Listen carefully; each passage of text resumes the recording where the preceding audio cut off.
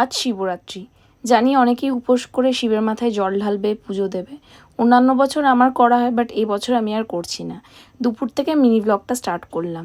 যেহেতু আজকে শিবরাত্রি, নিরামিষ খাবার দাবার হয়েছিল, পরোটা আর আলুর দম দিয়ে লাঞ্চটা সারলাম। তারপর রেডি টেডি হয়ে বেরিয়ে পড়েছিলাম পার্লারের উদ্দেশ্যে। বেশ অনেকগুলো কাজ ছিল, সেই সমস্ত কাজটা সেরে বাড়ি ফিরবো।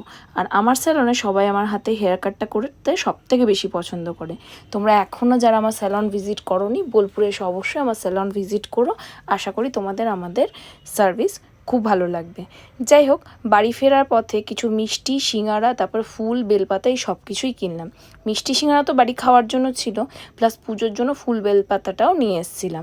বাড়িতে ওই ছোটো করে পুজো হলো এই আর কি। তারপর রাতের ডিনারে খেলাম সুজির উপমা।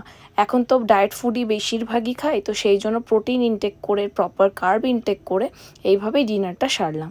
আর তারপরে তোমাদের জানালাম গুড নাইট।